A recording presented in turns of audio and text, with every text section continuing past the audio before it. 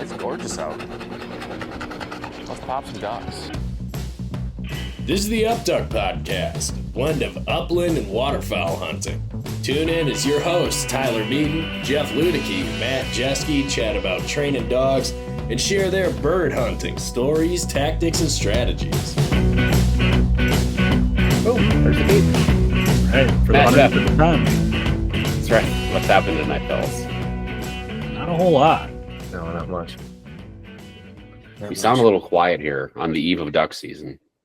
Yeah, a little tired. Like I said, we've been having some weird wake ups from the kids in the middle of the night, and the dog comes in and it's a whole thing. And yeah, so the sleep hasn't been the greatest lately. So we're struggling a little bit, but Let me just say I understand. All right. it's like a warm up. I'm like getting my body used to lack of sleep for hunting season. So this is okay. I'm training myself. It's like a pregame.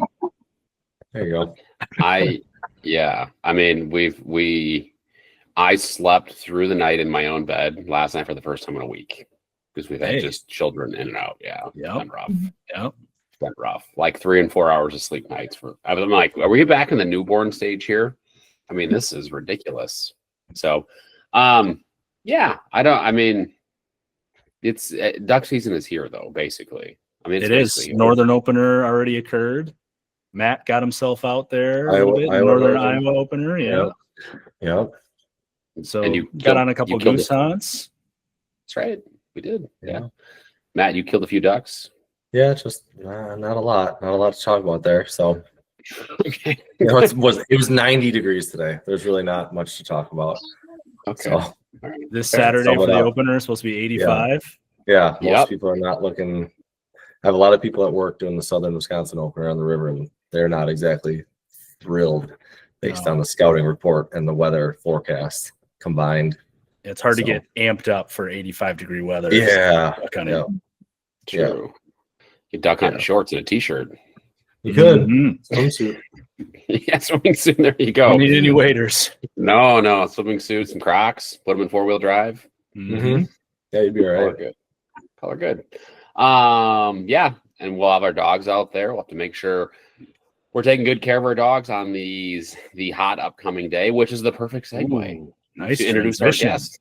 There it was. So tonight I am super excited. I told my wife, I'm like, oh yeah, we have a veterinarian on from WVRC. She's like, oh, I'm really excited too. So I'm really excited. I think Matt and Jeff are really excited. So Libby Schmidt, you are a vet or surgeon at WVRC in Waukesha, which I visited a few too many times over the years. Welcome to the Upduck Podcast. Thanks. Yeah, I'm happy to be here. So, yeah. And WVRC, what does WVRC stand for? Wisconsin Veterinary Referral Center. Yes, it's like the go-to emergency service if your dog is like not doing so good and you can't get into your vet. That's where you go. Yeah. And it is like 24-hour ER, and then all the specialties really that you could really need. So yes, and so when we first got Mac, who's going to be 9, we'll eventually get into talking about you here. We had a vet who we saw. They're a little bit further away, but it was someone that my wife had gone to high school with. Tremendous veterinarian. Loved the care that she provided. A lot of personalized special care because, well, right, friends, that kind of thing. But she was like, hey, if there's ever anything that comes up, go to WVRC. I didn't know what it was, right? The whole thing was new to me. She's like, they have like the best vets basically in the entire state. Go there and take care of your dog. So that's yeah, right. That's setting the stage here. So Libby, you work in Waukesha. It's close to Jeff and I. How long have you been a vet? I graduated from vet school. Oh, this is going to age me a little bit. I graduated from vet school in 2015 at Iowa State University. So I'm not a UW grad. I'm going to throw that disclaimer out here for the Wisconsinites. But so yeah, I've been at WVRC for 5 years. So okay.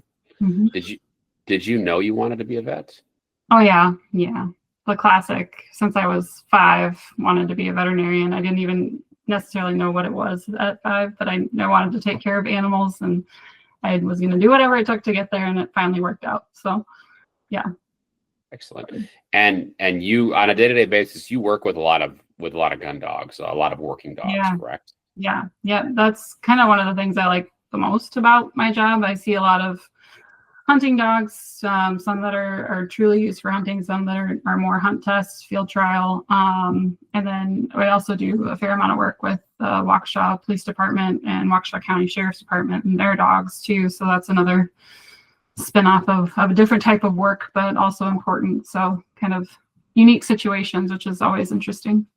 That is lot of great stuff there. And you also own a gun dog or two, correct? Yeah, we have two. We have labs, so probably be shamed for having labs and not pointers. But we got our first dog when we got married, so 15 years ago. He's a Craigslist mutt of a lab that we didn't really get for hunting, but turned out he was a decent retriever, so we used him. But he's retired from that now, and he's just a couch potato. And then we have our newest addition, but he's 2 going on 3 now, yellow lab that was out of a pointing line, but he still needs quite a bit of work, I think, to get him to be more top tier. But he does a good job for us, and we had him out in the field a little bit last year, not maybe more than half a dozen times. So hopefully we'll get him out more this season. But just pheasant hunting, not anything else. That's great. I think it's really cool, right? You're like your clients that come and see you, like I'm coming to see with my dogs. It's like, oh, I feel like you really understand me because you have your own dogs, you hunt your own dogs. Like I have so many directions I could take this. I'm Matt and Jeff. You guys can jump in at any point in time. Right. Like I'm like the day-to-day care, right? Like you're taking like tremendous care of your dogs on a day-to-day basis. You have a dog that's 15, right? So obviously a dog does not live to be 15 unless they're very well taken care of. Like, what are you doing with your dogs on a day-to-day basis, whether it's exercise, nutrition, all that kind of stuff? Yeah, I think that part of the reason this particular dog is, we've had other dogs that haven't made it to 15. But I think part of the reason that he has is because he's still very active, even at 15, even losing his hearing and partially blind. He still makes the trek up and down our driveway, which is about 500 yards long. And he wants to we take our side-by-side out and he runs alongside that. We have to give him breaks more often than we used to, but I think that has done a lot for his longevity, is keeping him doing those things every day. He still wants to go. He just may not always be able to go. But and then, nutrition wise, we feed both of them the same thing. They're on a Purina Pro Plan. Sport dog formula is what they eat. We sometimes, when we're hunting, or if after they've had a lot more activity, we'll add in some like canned food just to get them a little bit more calories and stuff to recover. We don't do a lot with like the extra like electrolyte things you can add into their water. I know some people do that, and I don't think that there's anything wrong with that, especially at hot times of the year. They're going to be dehydrated, so you can replenish them a little bit faster that way. So I think that's certainly fine to do. We haven't really needed to. We haven't hunted them that hot of a temperature to need it. But yeah, and then they're both on a joint supplement. We had the old one on it. We started the young one on it, just to keep them, as healthy of joints as we can, keep them mobile, keep them active, try to prevent injury if we can. But the best thing to do is just keep them up, keep them going. Excellent. That's great. The joint supplement, did you have recommendations for anybody that might want to put their dog on one that isn't on one? Yeah, the one I like the most is Dasequin, and they have several forms. The one that I use is the advanced one because it has a few more of the things I like, which is the MSM and then avocado soybean unsaponifiables, which is abbreviated ASU for obvious reasons. Those things in it. So that's just a once a day thing that I can throw at them. You can also get it on Amazon, and it can be auto shipped, which is nice. So I don't have to remember. But the other ones that I like, Cosequin has another one that's very similar. I think if you look up just joint supplements for dogs, you can get overwhelmed going down, different rabbit holes of what has what in it. The big things that you want it to have are glucosamine with chondroitin sulfate, MSM, those 3, and then anything else that they add on is kind of gravy. Added, omega-3s, none of that is going to hurt anything. But the more you can get in one is kind of my go-to, because I don't want to have to give them 3 different things at a time. If I can get it in one, I want to do that. It's fair. I think I have Mac is on. It's 2 now, 2 different supplements. I don't know. They have a lot of those ingredients, and I don't remember exactly what the brand is that has it, but yeah. So I've looked at the Dasaquin and the Casaquin. Matt, do you have Maggie on anything? No, which is why I'm typing this into my other tabs while we're listening, because I knew Mac was on stuff, and she just turned 7, and it's one of those that like you think about it all the time, and my vet says she's super healthy, so I haven't done anything different, but it obviously can't hurt. So yeah, definitely. No, it's not anything that's too late to start or too early to start. It's gonna have some benefit at any point, really. Yeah, I think I started Mac when I was 2, when he was 2, and then I need to start Ren pretty quick here too. Jeff, what about you? Do you have Josie on anything? Any supplements? Not really. We've done like the Purina. I think it's the Fortiflora. Is that what it's called? We've done that before. Yeah, like a probiotic type thing. But that's really only like if we're traveling, just to try to kind of keep her gut in check, or if she's not eating very well, we'll kind of add some of that in there to try to reset a little bit. But on a normal basis, no, we haven't really done a whole lot. Okay. All right. But I'm gonna ask this question. I'm gonna poke the bear a little bit. Libby, how do you feel about the raw diet? No, not a fan. Not a fan. Ooh. I don't see the benefits of the raw diet that you can't get from other balanced diets. And I mean, a little bit biased sample pool, because I only see animals when they're having a problem. But some of the dogs that get the most ill are the dogs that have been exposed to a raw diet, because they just have a different makeup of bacteria in their system overall, that if they're going to have an illness and then they have any of that shift population of bacteria, they tend to just have more issues with that. So yeah, not a fan of the raw diet. So I'm sorry if that makes me unpopular, but what about the human grade food varieties that are out now? Like where it's cooked meats, but it's human grade. Yeah, I mean, I think those are fine. Like once it's cooked, right, we're going to have a lot more control of the salmonellas, the E. coli's of the world that are the problems. So I think that those are okay. So just for me, what I can get out of a 30-pound bag of dog food for my 2 dogs, is fine, and I don't necessarily see the benefit for that extra cost of what they're marketing you as human grade food. Well balanced is well balanced. So I think that's where I've kind of settled, is I'm not going to fall for the gimmicks, I guess. I'm going to just pick one that has the key nutrients that they really need. There's some reasons people have to change, allergies, etc. That can end up, you only have a few options to choose from. So that's why I think some people end up on those diets too. But I don't find that the answer is ever only raw diet is what your dog can eat. Interesting. I have an opinion here, but it's the human grade dog food thing, right? It's just a marketing scheme for people that you treat their dog, that view their dog as a human, right? And they treat their dogs better than they treat their family, their kids. But that's my general observation. And Matt, I'm surprised he's still on the line here. He does feed the raw diet. Oh man, not the human stuff, but I've done actually like way more than most people. Like we've done the microbiome stuff. I've sent it in and seen where her numbers were, and like made adjustments based on that back when she was probably 3 years old. So she's been on it since she was 1.5 years. A lot of the food she was on didn't sit very well, and I wasn't going to go to like a Hillsborough, like super expensive canned food either at the same time. And we've just stuck with it because it's been fine, and her coat is amazing, and she runs better than most other dogs. The other thing I found too was like, I'll have dogs here that, we'll watch somebody's dog that is on one of those bigger branded bag foods that of.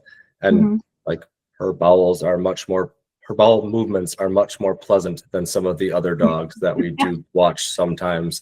Like, I don't know, for us, it just works out. But yeah, I don't think many people know about the checking the biome. So it's interesting you bring that up, because I mean, it's obviously it takes sending it in. It's a cost to do that.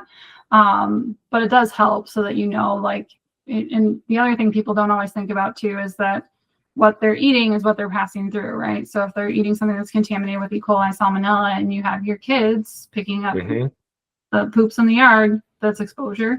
So you have to think about that risk and that exposure too. So I think that's the other side of things that people don't think about when they're feeding a raw diet. So I can respect being responsible about feeding a raw diet, but people that just feed it because they think their dog is still a wolf, I don't understand that. I mean, to Matt's point, like so this is going to lead into my next question because I'm monopolizing the conversation and all the questions, right? Finding a food that sits well with your dog is like such a big thing, right? I've tried like 4 or 5, maybe it was 6 different foods before I landed on feeding Inukshuk, which has been the best food for my dog. It's also the most economical too because I have 2 dogs and literally it's so calorically dense. A 33 bag lasts 2 dogs for an entire month. It's wild to me. It probably helps that my dogs are supplemented by my daughter's food that they throw at them too. So that helps. That helps with some extra calories. But like finding that food that really fits your dog. Do you have you feed Purina Pro Plan? I fed that to my dogs. That was outside of an Inukshuk. I fed that longer than any other food that I had tried. Eukanuba, Call the Wild. There's just I mean a ton of different stuff. Are there brands of food that like? Do you have like a staple of foods that you recommend to people who are like, hey, what should I be feeding my dog? No, I mean, I don't. And like if people are truly like at a loss, if they've tried a bunch of different ones, then I kind of go down my list of ones that I'm like, okay, if you haven't tried these, then you can try these other ones. But I feel like all of the big brand ones are all pretty similar as far as the balanced nature of it. There's different price points. So obviously everybody's at a different budget. So you never want to say, oh, you should only feed this, but trying to give them ideas of what they should. And I'm not like sponsored or endorsed by any food companies. I know veterinarians get that rap that we're paid off by food companies. I certainly am not. I missed that boat. I don't know how to get on it, but I'm not. We got Purina. So when we were in vet school, we got mostly Purina or Hills is who would come and like talk to your class and like tell you like all about their different foods. Like the other companies aren't big enough really to do that or didn't see it as valuable to come into vet schools and do that. So I kind of got linked up with Purina early on and then over the years changed what formula I was feeding them based on what the dogs were doing and just kind of picking out from their line of foods. But it's kind of like once you find that one that your dog kind of at least tolerates, you're not seeing a lot of issues with, not having a massive shift to what the base ingredient is kind of what I try to stay away from. But if you are dealing with those like dietary issues or like they're having, a lot of loose stools or hair coats a mess, allergies are terrible, trying to look for more of like a novel protein is what we steer people towards. So if you've been feeding a food that's primarily chicken based, looking at something that's maybe more in like duck or they have like kangaroo based foods, things like that they haven't seen before. So it's very unlikely that they're going to have an adverse reaction to it. So that's part of the theory behind the novel protein diet, which a lot of like dermatologists and internists will kind of push if you're dealing with like an IBD or a food allergy prone dog as a trial. So, but to do a true food trial, you have to eliminate everything else that they're exposed to. So like you're saying, your kid's throwing food on the floor, that may be where their allergy and their issues are coming from if they're eating anything else besides their dog food. So if you're trying to see if it's the food, you have to truly eliminate everything else that they can possibly put in their mouth, which is really, really hard for most people. So I think that's a lofty goal for a lot of people to try that. Kangaroo, man, I just started getting some kangaroo food. This sounds pretty sweet. No. Yeah, exotic. I wouldn't know. I've never tried it, but it's probably fine. So yeah, there's some wild recipes out there for even just like the bagged kibble that you can get, which are kind of interesting to look for. So we got to get Tyler off this food thing here. You're just gonna go all day about this food. I'm a surgeon.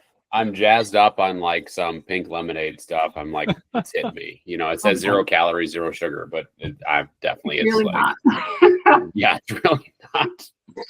I want to get back to like your daily job here, like the emergency vet thing, like that. That's what I'm interested in. I want to hear about that. Like take us through a day in the life of like what an emergency vet looks like.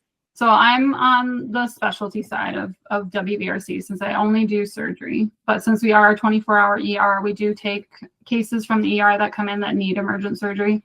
So daily, like today was my appointment day, so no cases to cut for me today. But tomorrow when I go in, I have my set of scheduled cases that I need to cut that I've seen like as an appointment a week or two ago, depending on what it is, that I'm coming in to cut tomorrow. But then I also, if they get anything from the emergency team that comes in either overnight that they can wait until tomorrow, or if it comes in during the day tomorrow that needs surgery, that'll come to me. So that's things like ate something they weren't supposed to and have a bowel obstruction, or that's probably the most common thing we get, or different things like bleeding tumors on the spleen. Those are things that are commonly transferred to us from the ER side of things that we'll deal with. My like scheduled cases is a lot of orthopedics. So I do a fair amount of knee surgeries, so cruciate ligament surgeries in dogs. I do a lot of TPLOs for that. We do obviously fractures and different things like that, not necessarily scheduled, but we'll add those in as we need to. And then we have a pretty busy oncology department at WVRC, so I see a lot of tumors and things too. But we do work on, for the sporting dogs, I think the most common things I see aside from knee injuries are injuries from training or from hunting. So those things are, like lacerations, ligament injuries, whether it's a sprain or an actual tear. We'll see that, lacerations, those types of things. We see some fungal disease that sometimes needs surgery, not always. Usually it has a lot of medical management before it needs surgery. And then the migrating foreign bodies. So grass on type foreign body gets in somewhere, comes in through between the toes and works its way somewhere it's not supposed to, or they inhale it and it gets in the lungs, something like that. And we will deal with that too.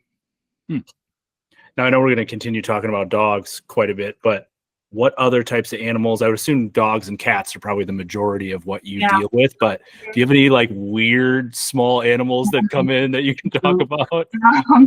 So that I've personally done surgery on, a ferret. It's probably the weirdest small thing that I've had to do surgery on. We do have some surgeries that we do for zoos. I can't talk about too much of that. There's a lot of privacy issues with the zoo. Where I worked previously, we've had some other, different fractures and things you do on the zoo species, which is always different because they have to come in like already anesthetized. So you're not working on a wild animal fully awake. So the process of working with those is always more intriguing to me. The management and the surgery is the same as doing it on a dog. So it's just kind of a different scale. But ferret's probably the weirdest one. I tried to do surgery on a swan once. It was one that the DOT found in a ditch. We don't know how long it had been there. It had a broken wing. Did not go well, but we tried our best. So, but yeah, that was one of the more interesting things I tried to salvage. But so we try to do what we can for any of those kind of smaller scale animals if we can. Yeah, and you kind of mentioned like it's all kind of the same, right? Like it's even if it's a lion or some sort of big cat or a dog, like it's all very similar. Yeah. I mean, is there some animals where it's just completely different? Like you start getting into like the lizard species, then it's okay. There's just a lot of differences with that and just how their whole system operates with them being, cold-blooded. It's harder to maintain those animals. So those are better left to true people who have done that training in exotics, I think. Birds have their idiosyncrasies too, but I think I had more exposure to them in my training, so I'm a little more willing to take on bird stuff. But I would like to stay in the dog and cat lane as much as I can. That's where I'm comfortable. So that makes sense. Mm-hmm. Now, do you have to deal with the owners a lot, or are you usually kind of behind the scenes? Oh, we obviously want them to be very involved in the decision-making process, especially when it comes to surgery, because there's almost never is there one option. There's a lot of different ways that we can go with a patient. So there's a lot of conversation ahead of surgery of here's what we think the problem is. Here's what we recommend as far as do we need to do any more diagnostics? here's what the surgery is going to involve. Here's what your recovery is going to look like. Prognosis, like if it's something that they need to know, okay, like we can do all of this, but it may not add that much time. Those are things that we have to talk them through. So yeah, I do a lot of interacting with clients, and I think it's important to the overall success of any surgeries. They need to know what they're signing up for and understand that, as well as what they're going to be dealing with after the fact once patient goes home, because I'm not going with them. They have to be able to do all of that stuff at home on their own too. So that's a big part of that overall education when we talk them through surgery. Sure. I can attest from experience, right? At WVRC, right? The surgery, the surgeon coming in talking about it, right? You have to sign a sheet that's like, hey, if things don't go well, do you want us to resuscitate? Yes or no. Like it is very, very, very in depth. Yeah. The hard questions, even for simple stuff, we ask that because you never know what can happen. So we're always prepared. And that was kind of my next question was, I mean, it's an emergency hospital for animals, right? I'm sure you got to deal with a lot of frantic owners as well, right? Like a couple times that I was in there was some people that were in worse shape than I think the animal was. So, I mean, that's got to be tough to deal with too. Yeah, it is. It is hard. And you just have to keep bringing it back to what situation they're in.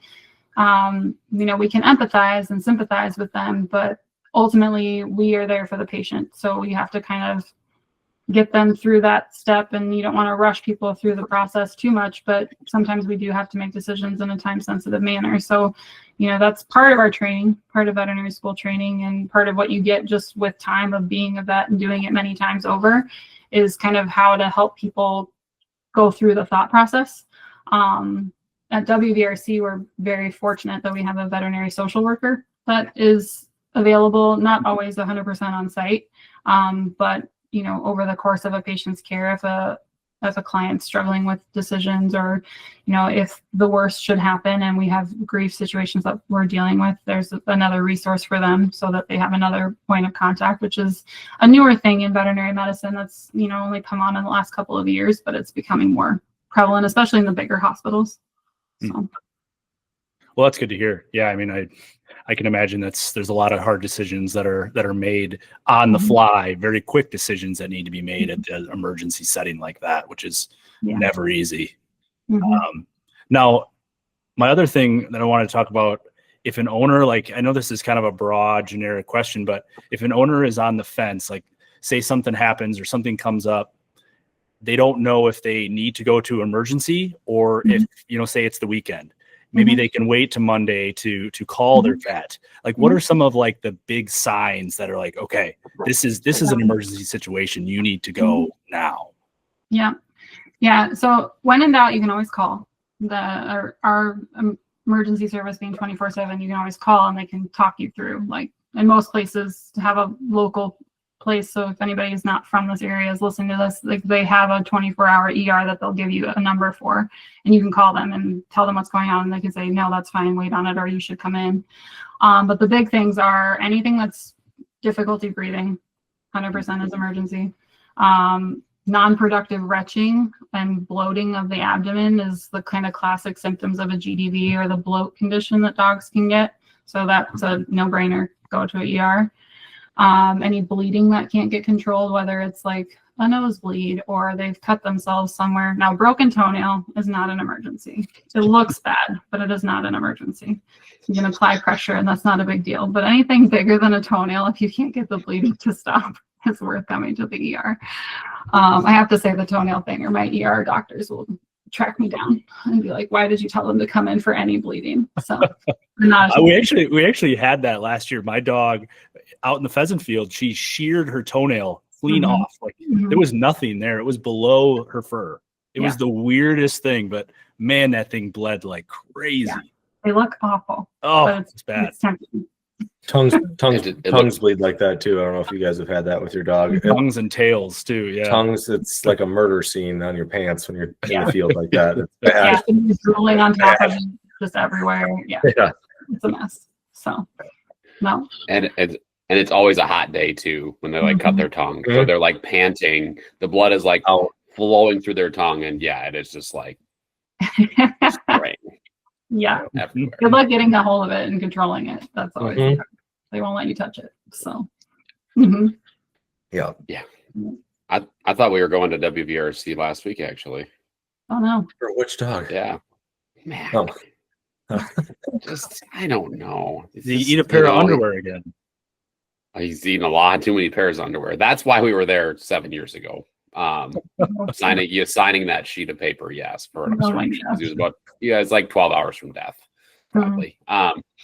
But no, he like for what there was one day like I fed him, and within 60 seconds of him eating, and he's not like, he doesn't eat fast anymore. It's gonna be 9 in November, right? He eats at a decent pace, like just vomit food, morning and then at night too. And it's like, it was like, what's going, I mean, it didn't look good, just like something was off, but he'd been in the garbage, and you know, that's his other thing lately is if the garbage is cracked open, because it's on like we have it on a sliding door. I mean, he's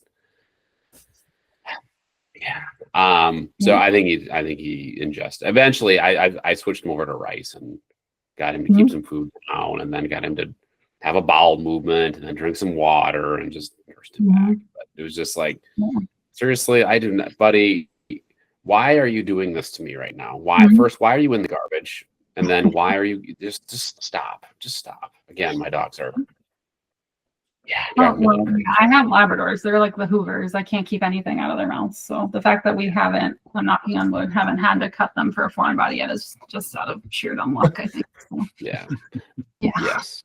But, yes. No. Sorry. Sorry, Jeff. Vomiting thing, you know, it's kind of that gray area. Like, could you, if it was Sunday, could you wait till Monday when your vet's open? Sometimes, but it's hard to know. But I think if you know that they've eaten something they weren't supposed to and they can't keep anything down, it's worth at least coming in and getting evaluated to know if it's more concerning. It may be something we can medically help them, support them medically to get you through till your vet's open on Monday, or we'll be like, that's a really bad idea. You shouldn't do that just based off of how things look. So those are things that we do regularly. So that makes sense. Yeah. It all sounds way too familiar. I have nightmares. I say dogs always get hurt or show signs of something like Friday, 5:30 p.m. usually, right after the vet closes, until they're maybe open for 4 hours on Saturday. Maybe it's 1 o'clock on Saturday afternoon. That's usually when you find something up. No. Well, that makes sense that you can call, right? Because it's always that, you know, with me and my wife, it's, well, do we need to? No, let's just wait for a few more hours. Oh, it's getting worse. And you just kind of like go back and forth in your mind whether or not or what you need to do. So that's nice that you can call that number, you know, tell somebody what's going on, and they can help you kind of make that decision. So we can at least tell you like, no, you're probably okay, or if this happens, then come in. That kind of thing is what they're trained to do. So it's at least if it helps you decide, that's what they're there for. Probably better than hitting up the old Google machine and seeing all the worst case scenario things pop up, right? But some of it isn't. So, yeah. Now, I know you talked about it a little bit. You kind of mentioned some of the typical injuries that you see, like as it relates to sporting dogs specifically. But what were some of those again? Like the main ones that you see hunting dogs specifically come in for? Yeah, I would say like if I split them up into two categories, like orthopedic injuries. I see obviously cruciate tears are pretty prominent. There's other muscle and tendon injuries. I would say most of the time in the sporting dogs, any working dog, for me, I see more issues with, they'll have issues with either like biceps tendon, so the shoulder. They'll have sometimes issues with their calcaneus, which is like the Achilles tendon as well. Iliopsoas muscle strain is a controversial diagnosis, but it's the muscle that runs kind of underneath the spine, and then it inserts on the inside part of the upper femur, so it's involved in hip range of motion. So those dogs that do that like flying leap, like dock dogs and things like that, where they do the flying leap and really extend those back legs, they sometimes will strain that muscle, and so it's somewhat a diagnosis by exclusion. Like you rule out everything else that's causing lameness, and if you get a little bit of pain or discomfort when you're feeling along that muscle, then that is usually what I'm leaning towards it being. But just like any muscle injury, they're really frustrating to deal with, because it's not like it's something you can like really go in and like directly put back together. You just kind of have to give it time to heal. And that's the hard thing with these dogs that you want to have out, and you don't want to keep them cooped up for weeks at a time, because that's lost time for you in the field. So then you come to me and I say they need 6 weeks of activity restriction, and I'm your worst enemy, but that's what they need to recover from it. So that's probably the more frustrating one on that list. The others, so like the lacerations, armpit, like axillary lacerations all the time, or like sometimes just on their sternum, especially like the really deep chested pointers and some labs too. If they don't have a lot of hair cover there, I feel like they just scrape that so bad a lot of times, or they'll get their like flank fold, that little piece of skin like on the side of their abdomen towards their back leg. They'll catch that jumping over something, those types of things. Every once in a while we'll get like an impalement, like a stick type of thing. They'll run into something and impale themselves on a stick. Yeah. The worst one I had was the eye, but that's, yeah, we can deal with that. So those things I've had not a ton, and I'm very happy about that. Living up here in this area, it seems like we have responsible hunters. Just a few cases of gunshot wounds where it was like buckshot, shot too low, or dog ran out and you wasn't there when you took the shot, kind of a thing. Thankfully, for the most part, those don't require surgery. Sometimes they do. Sometimes we have to do something about it, but a lot of it is just supporting them through that trauma recovery.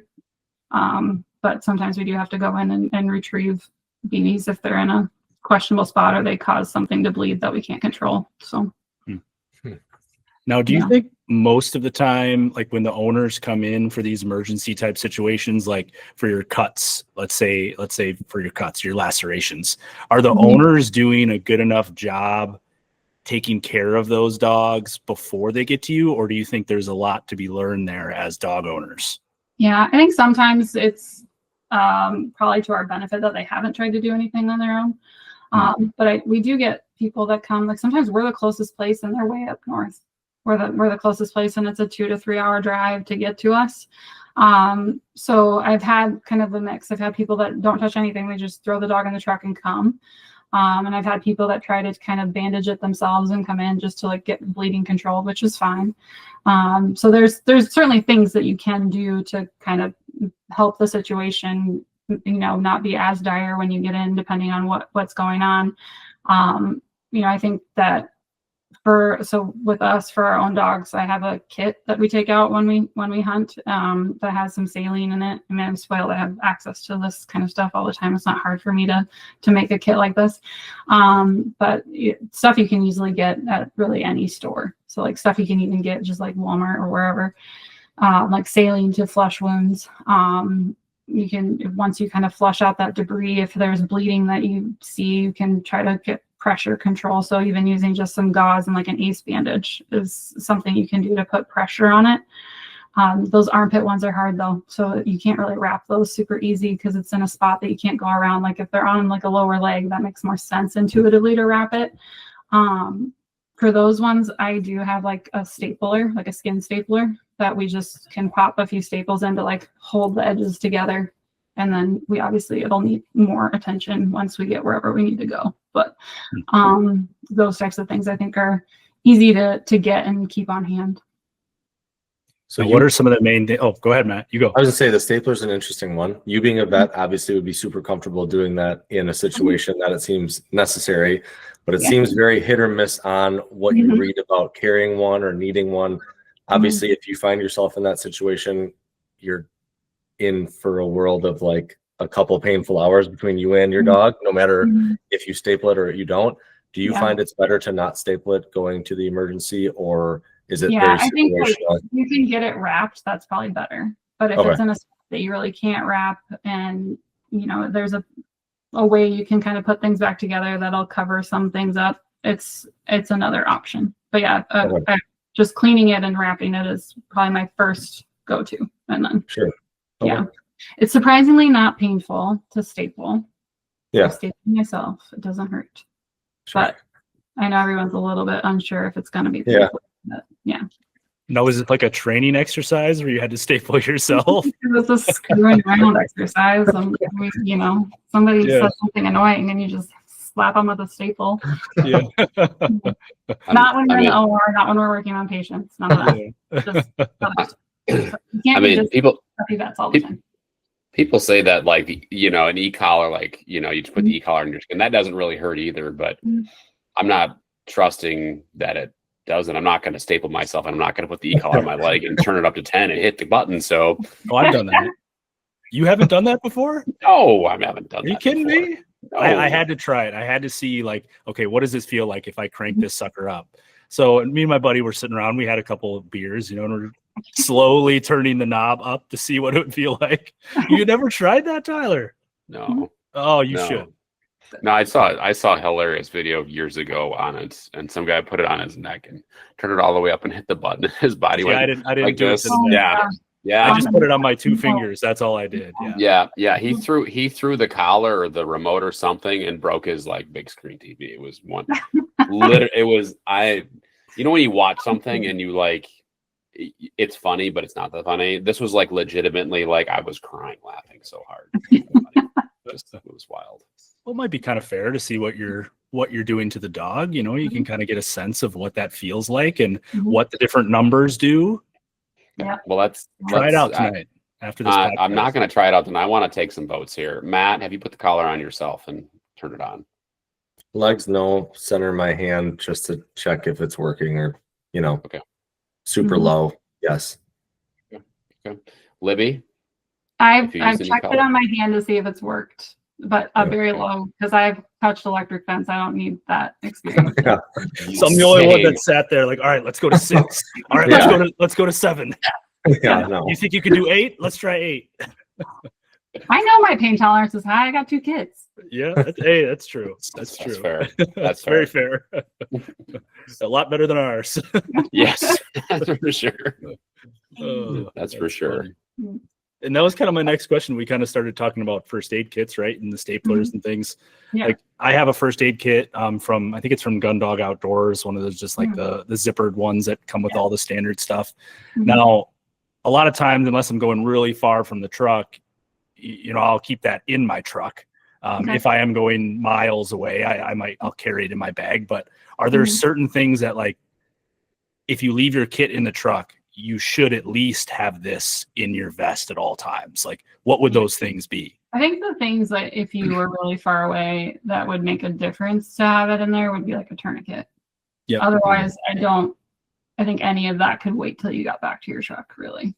So, I mean, the only things that can't wait are things that are going to be really dire, bleeding that badly. The rest of it can wait till you get back to your truck. So I think like the must have, if you're going far, it would be a tourniquet. Okay. Like if they hit an artery or something like that, it's just really going. Okay. Yeah.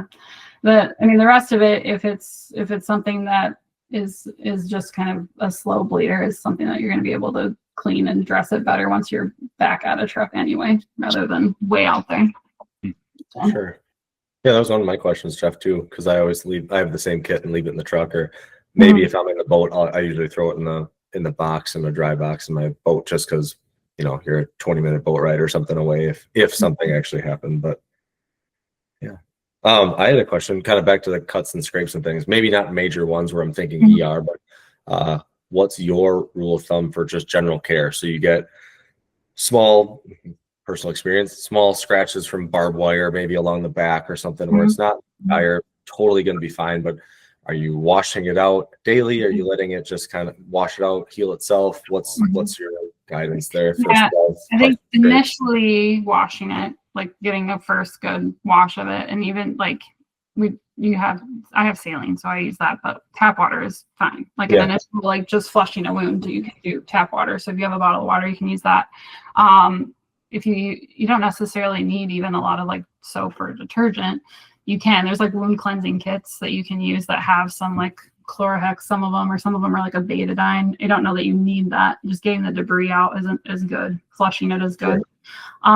Depending on the wound, I don't necessarily clean it every day. I kind of see how it's doing. If it looks like it's, producing a lot of that kind of yellowish discharge or pus, then that's when I'm going to clean it because I want to flush all that out.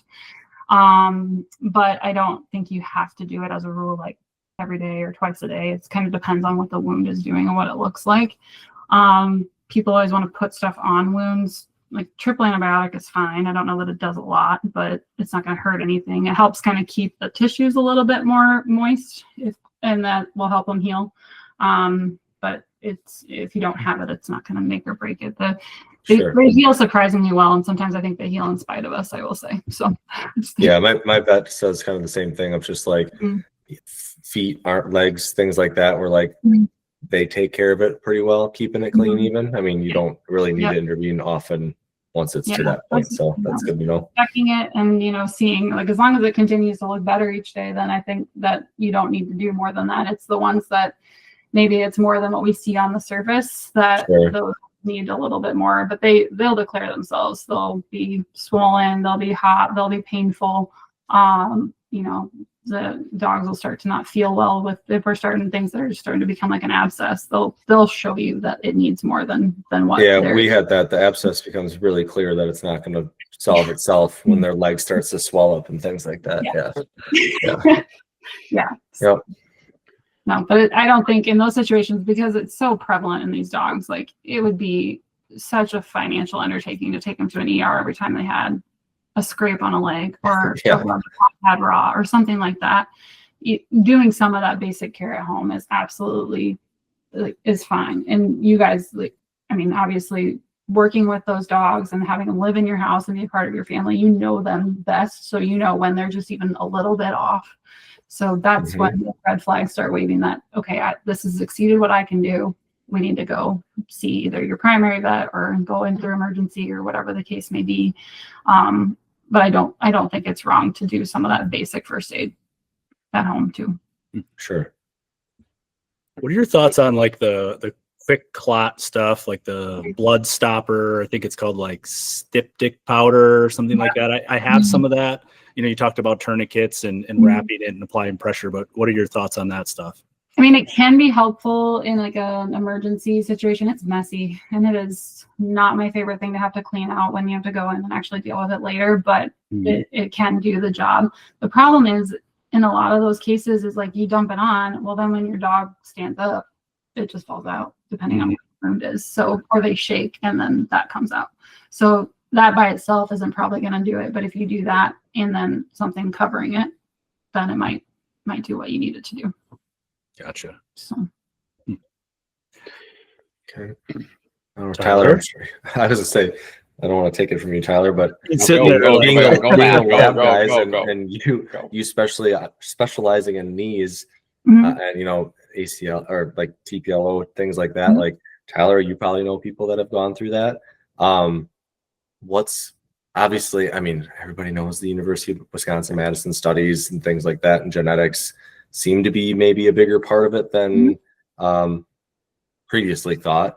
What can we do as dog owners, and especially me and Tyler, lab owners, going to the field, going on longer hikes and things like that with our aging, getting senior dogs as they're classified? Like, what suggestions do you have for us as we get up there with our dogs? Yeah, that's the thing is like the more we find out about cruciate disease, the more we don't know about cruciate disease. I feel like we keep finding all these things that might be a cause, but we can't find a single thing that is the cause, so we don't have a cure. So prophylaxis wise, like I kind of said before, keeping them active and kind of, trying to keep them at that intensity level more consistently rather than being like couch potato and then it's hunting season. And that's a big thing. And I think that's when I see a lot of injuries is really at that time when hunting season starts. So I'm getting ready since duck opener. I don't know how many people are going to be out. Like you said, it's so hot. I don't know. But so when they've not really done a whole lot because there hasn't been hunting season and then they just turn them loose, I feel like that's when we see more injuries. So I think kind of keeping them at that intensity as consistently as you can over the course of the year is beneficial. Like it's hard, right? In the winter months and things to maintain that. There's things you can do to do it, but if you're a cold weather fan and want to brave the elements and do things outside, winter hikes and things like that, great. But there's other places like around us, we have places that have like indoor pools for dogs. So you can like get them some activity, some way to keep that mobility up when they aren't able to be as active necessarily outside. So utilizing those things I think are good. The supplements to help with joint health, I think help too. We don't have the evidence necessarily to say that it prevents anything, but I think just keeping their joint overall healthy has to be beneficial to them in the long run. Sure. What about stretching your dogs before you go on a big upland hunt or hike or things like that? Is any recommendations or? Yeah, I don't think that's wrong. Or like kind of warming them up to it, like a day or two ahead of time is what I would do too. You know, you can stretch them. It's hit or miss on how cooperative I think some dogs are, but if you can train them and get them used to it, I think that can be helpful. A little bit of massage too before like more strenuous hunts, especially if they've had to be in the kennel going to where they're going for a few hours, because you know people, you're kind of cramped up when you get out of the truck or whatever when you get where you're going. So doing some of that, it seems weird to give your dog a massage, but it does help because it just stimulates that blood flow to kind of get them geared up for the hunt too. Especially on those colder days. I think that's really when I would say it's more crucial. When it's warm out, they probably don't need it as much. Sure. Interesting. Okay. I've forgotten a million questions. It's crazy. Oh, good. Glad I dodged a million questions. I took him off the food train, and he just crumbled. Derailed. No. There's more. I can't, like, every time you ask one, right? Libby, you start talking, and I'm like, oh, I want to ask about this or this or this or that. So, question on the TPLO surgeries, like the CCL injuries. So I've seen, like, it's debated in hunting dog forums all the time, dew claws. Is there, like, what is your stance on dew claw removal or not? Or don't remove? Yeah. So I think that if they haven't been removed when they were puppies, like you get a dog and they have them, I wouldn't necessarily take them off once they're older because it is painful. It's an amputation. It's a digit. It's like cutting off your finger. So it's painful. But if it becomes a problem where they're getting hung up on it and it's a recurring injury spot, then yeah, I've taken them off. And if they have them on both sides and only one's a problem, I'll take them off of both sides just to avoid that. Seems like the ones on the back legs are more of an issue than the front ones from what I usually see. I don't know why, but yeah, that's kind of my thought on them. Okay. Is there evidence that supports, hey, dew claw removal, higher incidence of CCL injuries in dogs? Not that I've seen. No, that'd be news to me if that's out there. I don't really know how that would go together. So you see people try to connect dots on stuff all the time. Oh yeah, Matt, have you seen I was gonna say before? I've seen that as well. Yeah, they're saying like if they remove them or they're breeding them to not have them. If they remove, okay. that there's a higher likelihood of a dog having a CCL injury because it's it's a digit and there's a ligament there and it puts more stress. I don't know. It's a stretch. I don't know that I would buy into that. Okay, that's fair. I'm going to be really unpopular with you. No, this is great. We're very popular. Yeah, this is great. This is fantastic. So going back to like in the field, right?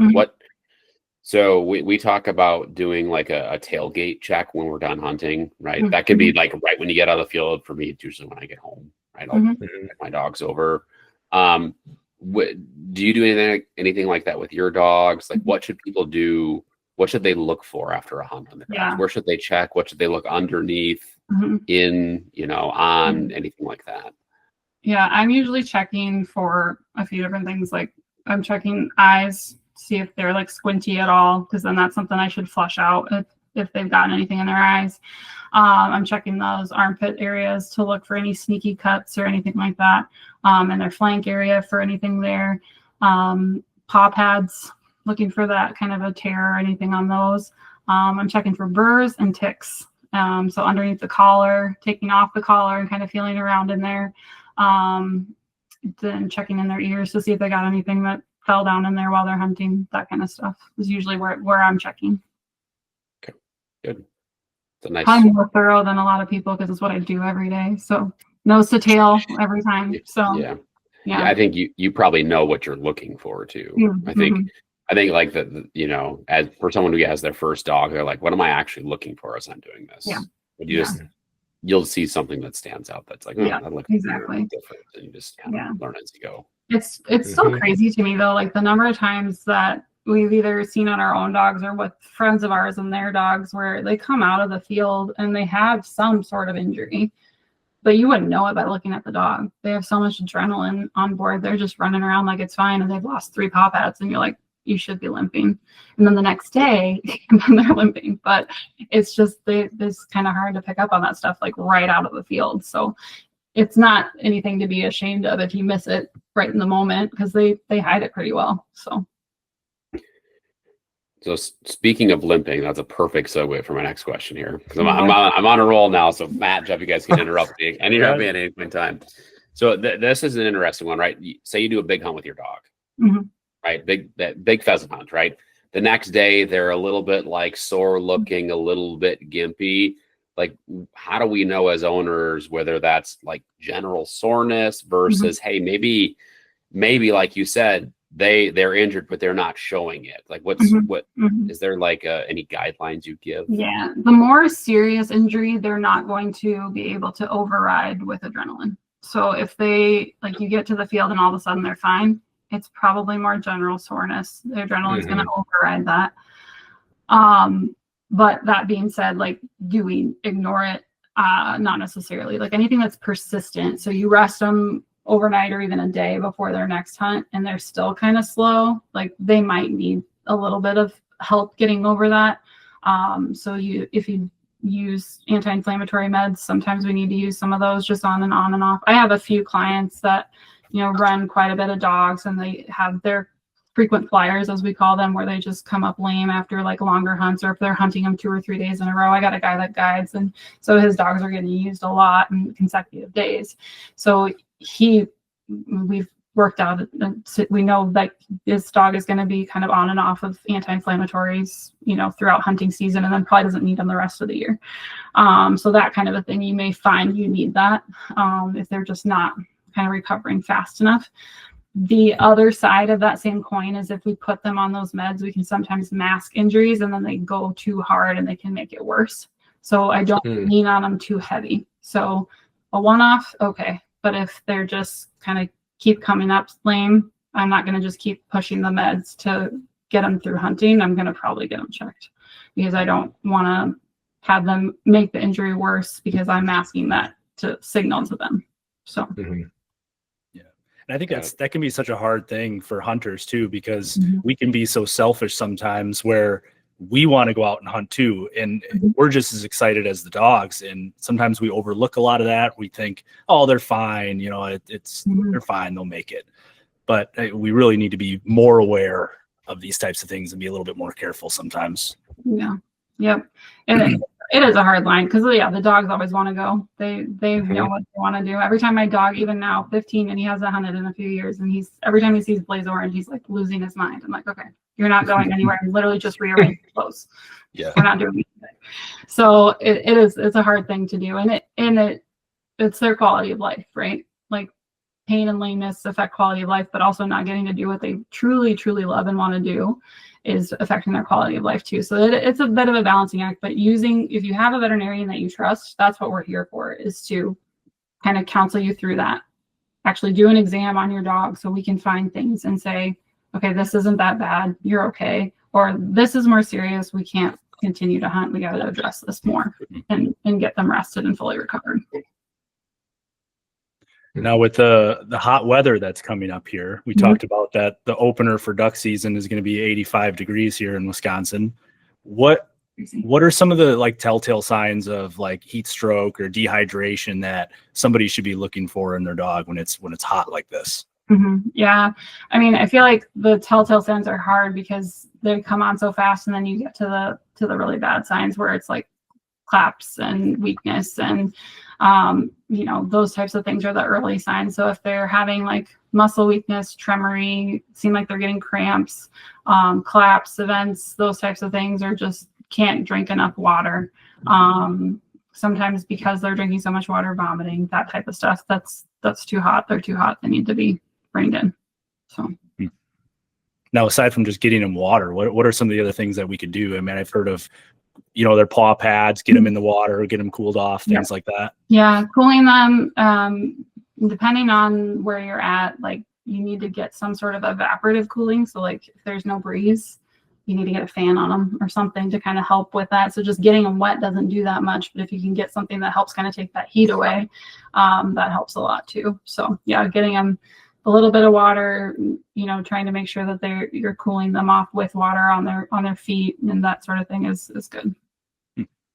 What about the flip side of that with like hypothermia and things like that when it gets too cold? Yeah, which I'm surprised we don't see that more, I will say. At least and maybe it's just because we're in Southeast Wisconsin, but I think for those cases, it's hard. They're a little bit harder to get them back. I feel like because there's not a lot you can do in the field to get them warm, at least not quickly. So those are a little bit scarier things.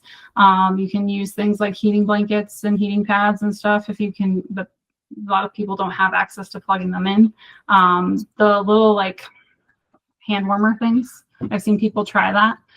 But it's hard to get enough of that heat on the dog because they're just so small. They're trying to cover such a big surface area. It just doesn't do enough for them for those types of cases. Now, Matt, like you keep a chamois or a towel in your boat, don't you? At all times, you kind of dry Maggie off when it's real cold out. Yeah, when it's later in the season, I'll dry her off in between or something, especially in the boat. But otherwise, I mean, she's got a vest on pretty much all season, just because early season I'm worried about her jumping onto something stupid, and then later in the season it's warmth and for jumping onto something stupid. So drying them is a good idea to keep them like in between as much as you can. But I mean, a lot of these dogs, I mean, like ours, it's amazing. His hair coat, he goes in the water and he comes out and he's almost dry already. So it's just like, that's amazing to me. It's like, I don't have to work that hard to take care of this. You can do it yourself. So do you guys, when you're duck hunting, do you have like heaters in the blind or like floor heaters or anything in there? In my boat, I'll run a heater like later in the season. Yeah. Yep. It ends up pointing at her, not at me. So yeah, I end up having, I do have that. Yeah. Yeah. Yep. Yeah. Priorities. So yeah. Tyler probably will want me to put a heater in my boat this Jeff, you don't go out after pheasant season opens. I don't go out as much. Yeah. I tend to be in the upland field once pheasant season starts. That's true. You sold your boat mid duck season last year. It's true. Yeah, I got it back. I got a new one. Dude. I got a new one. It is glorious and wonderful. It is amazing. You should hunt that thing all the way till the water freezes over. Yeah, I make some questionable decisions sometimes when it comes to that, but I got a pointer. What do you expect? I'm one of the pointer guys. My dog just wants to run out in the open field. That's the big thing with her, though, is I can't, like, I have a Vizsla.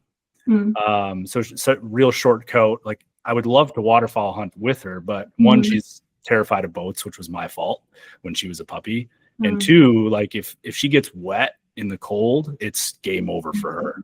Yeah. Like, she'll just start shivering, and it's just it's not good. Yeah. I just can't take her. So as much as I'd like to, I know it's just not best for her. So yeah. No. But I haven't met a Vizsla that tolerates being cold very much. So yeah. But in the upland field, I mean, it could be -10. If she's running, she's fine. Yeah. It's not going to be a problem. But being wet. Yep. Yeah. Fair. So you mentioned anti-inflammatories before, right? I think when I take my dogs on trips, I have some extra anti-inflammatory meds from prior things that my dogs have had in the past, right? Prior injuries, whatever it is.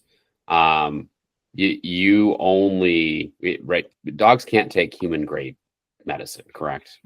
Yeah. No, they cannot. And that is a big kind of thing because probably did it a little bit to ourselves as veterinarians. You try to put it in layman's terms to explain to people, and we'll say like doggy aspirin, but it's not. It's not an aspirin, and also don't give your dog the aspirin. There's very few instances where we would recommend a dog take aspirin. So yeah, it is very specific veterinary formulations of anti-inflammatories is what we recommend. Okay. Now, is there any issues with using older anti-inflammatories, like stuff that's been expired for a few years that maybe you had just to keep it for like emergency purposes? Yeah, I mean, the expiration date on those really just probably means that it may not be as potent. So you may not see the response to it as you did when you gave it when it was not expired. It's not going to hurt the dog. It just may not help them. That's good. If someone's going on like a trip and they're taking their dog, would you recommend that maybe they go and ask their vet to get a few pills just for preventive care? Because they're like, you take a trip, you're going to hunt your dog probably harder than you do locally here. At least that's my experience. Right. Well, and the things that I think we take ibuprofen or aspirin or Aleve or whatever you take, and we don't go to our doctor and ask them like, can I take this? Or is this okay for me to take it? Or how much should I take it? Everybody just looks at the bottle and takes it. It's a little different for dogs because of a lot of different things, but these medications can have side effects. So not every dog is going to be a good candidate for it. So yes, absolutely talk to your veterinarian if they're a good candidate for it. Or maybe they should have some lab work to check their liver and kidneys before they start on it.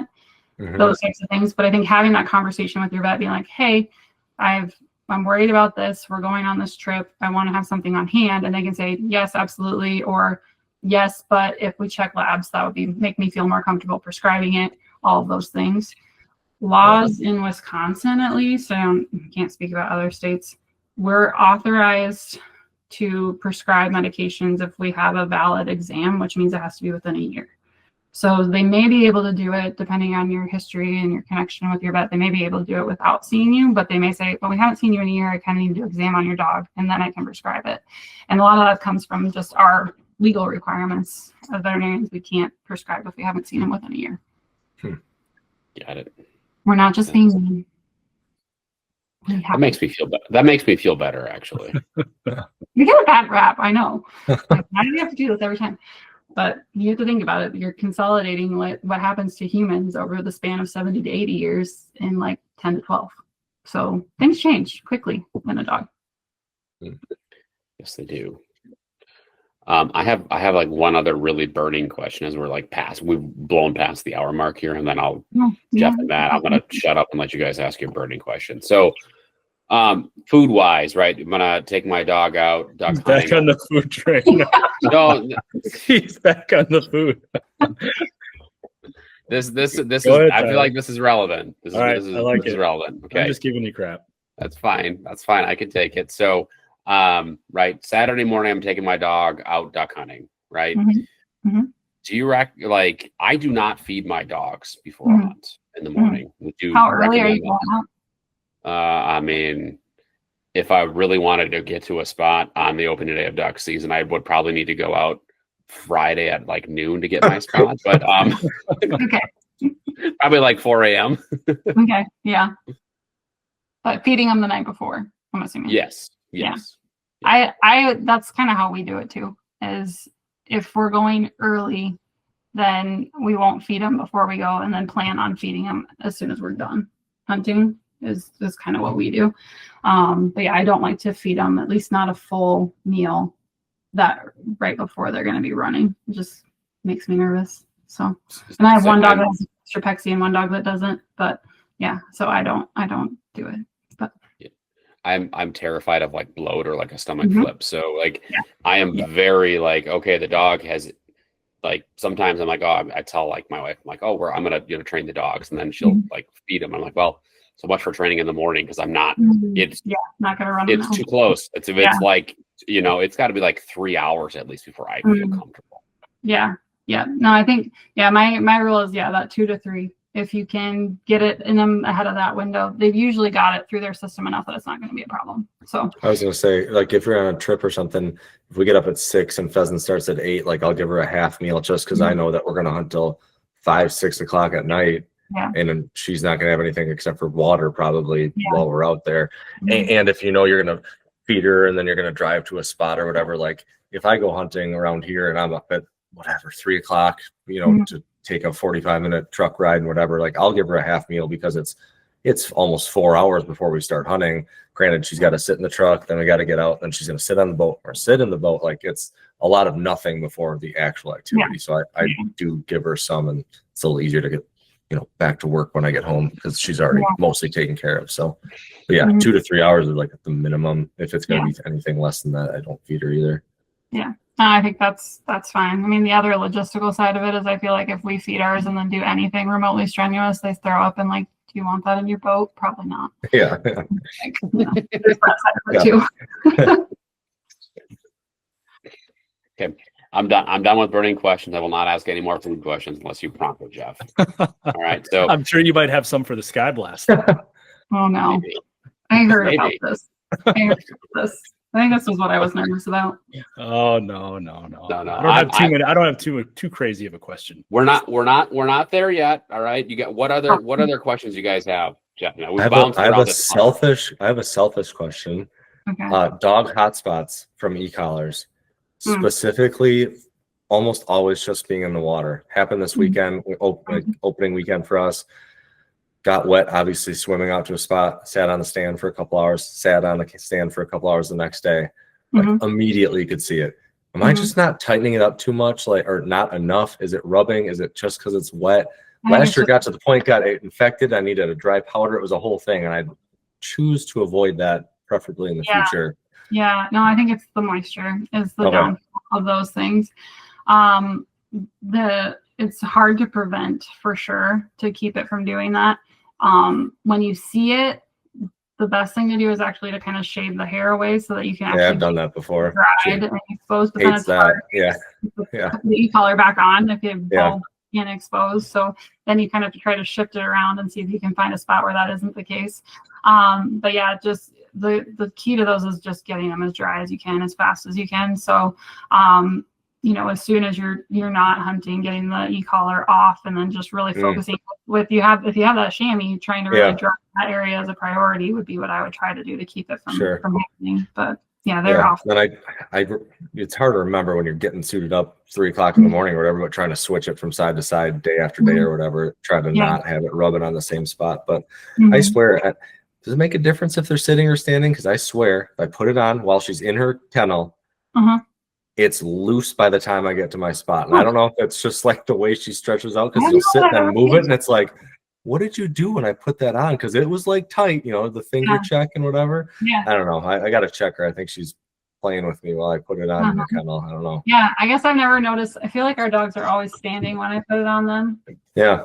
Never noticed if that would, I don't know why that would be different, but maybe her skin shifts for you a little bit. Yeah. Interesting.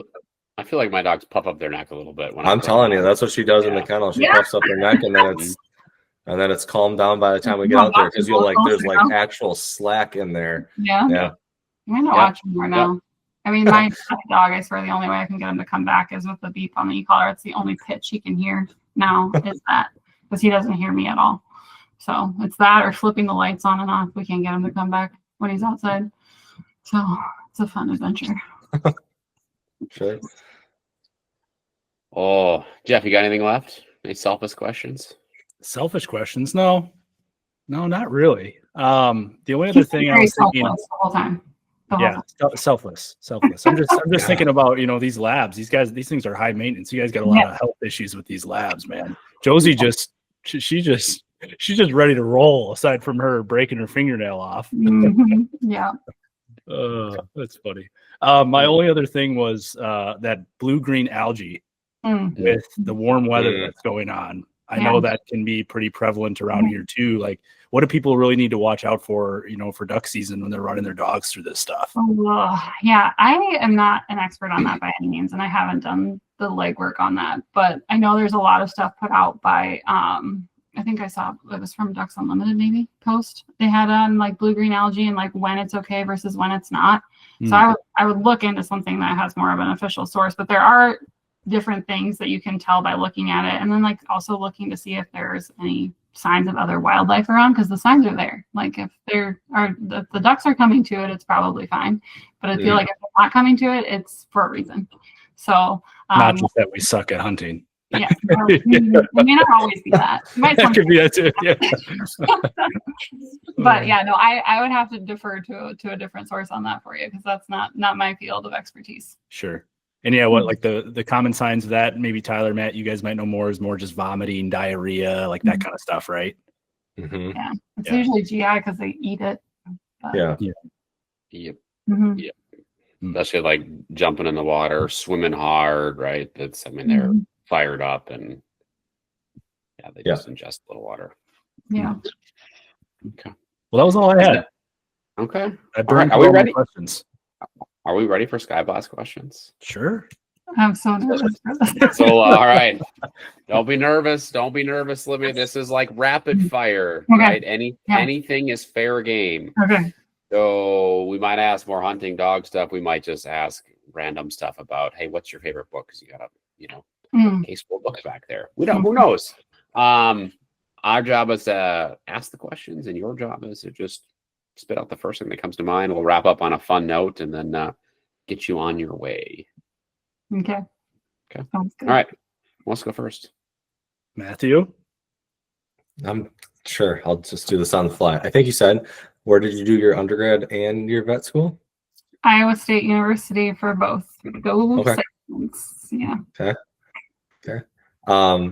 Did you hunt in Iowa? You said pheasant hunted. Were you in that central part of the state then, primarily pheasant hunting? Mm-hmm. Yeah. Okay. Yep.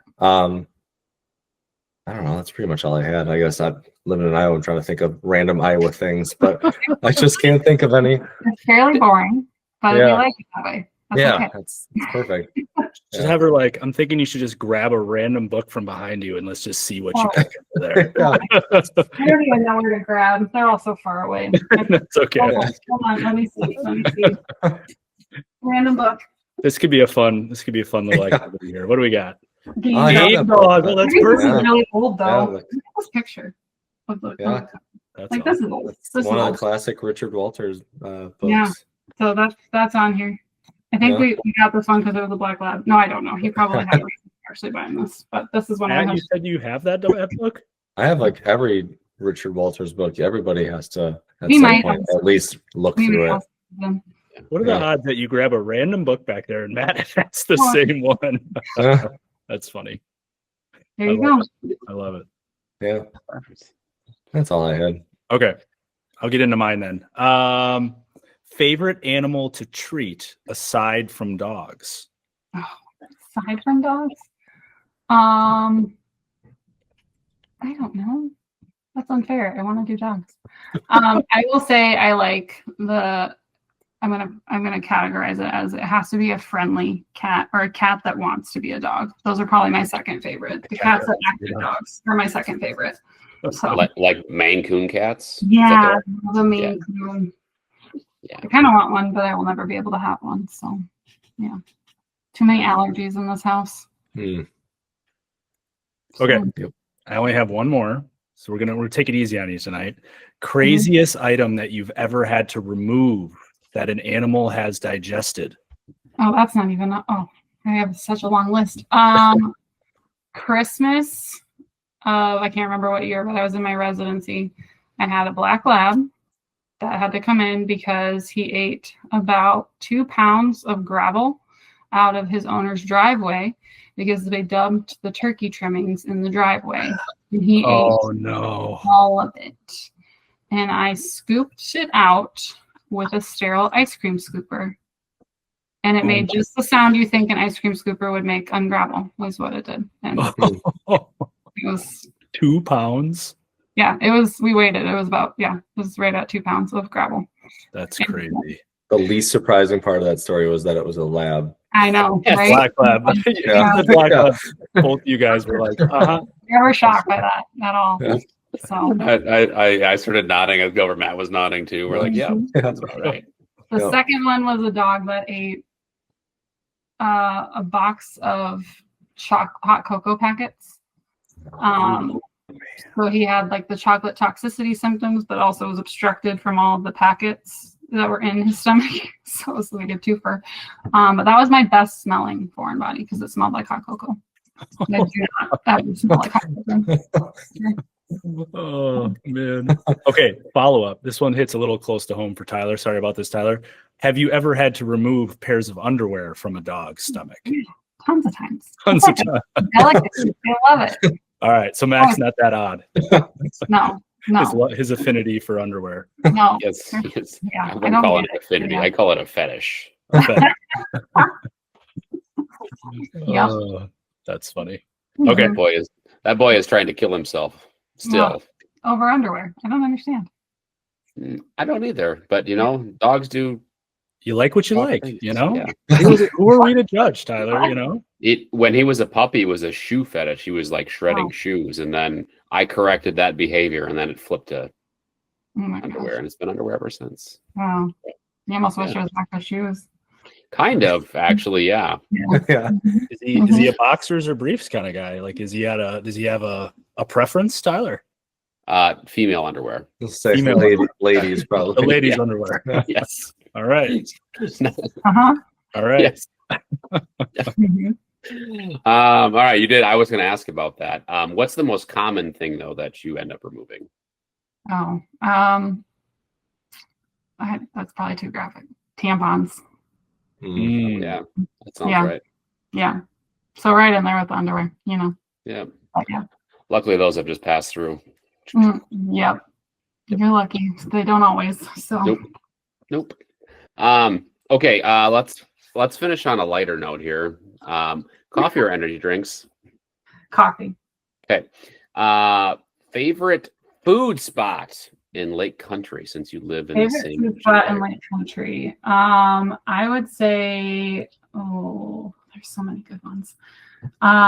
If we're being fancy, Golden Mast on Akachi is a good spot. That's like special occasion, not every time. We frequent Ella's pub in Wales too. It's like close to home, kind of an in-between spot for us when we're running around, and it's pretty good, pretty consistent. We like that one. Okay, all right, excellent. Those are good choices there. All right, so you said we. I noticed this right away when you were talking about doing your undergrad. You said we. Is your husband also a vet? Yes, yeah, he is. We both went to Iowa State for all of that. So he does cattle though, so not so much with dogs, but yeah. Okay, he doesn't work. I mean, he does. He doesn't do any small animal, and he pretends like he forgot everything about dogs when I tell him stuff about our own dogs. And I'm like, no, I know. I sat next to you in class. I know what you know. So, but yeah, no, we went to the same class, and if we didn't sit by each other in class, then our whole class thought we were getting divorced. But it was just we didn't need to sit by each other every day. Because we were married before vet school. We got married just out of undergrad. So, okay. Yeah. Okay. Who was the better student? Oh, me. 100%. 100%. Will he say the same thing? Oh, yeah. Okay, good. That's fair. He will probably bring up that he did better than me on one small animal medicine test. But then I have to counter that with I did better than him on one bovine medicine test. So we cancel each other out that way. So, but we were very competitive. So we were like always trying to beat each other on sports. Okay. I won. That's good. All right. Last one here. Okay. Right. You mentioned all the things, maybe it was before we record, that your husband actually hunts and that you hunt as well. Favorite wild game species to eat?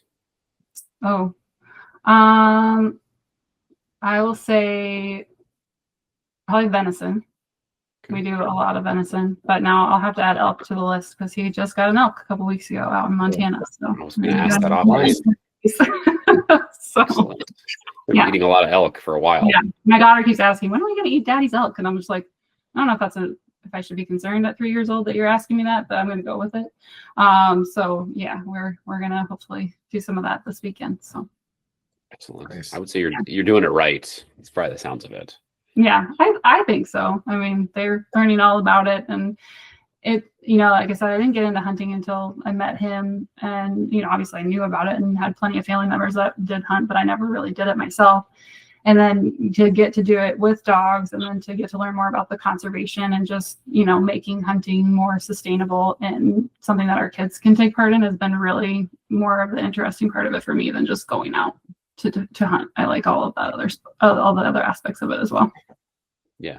There's a lot of layers to it, which, I think for me, I'll speak just for me, but the older I get, the more layers continue to make it more and more enjoyable.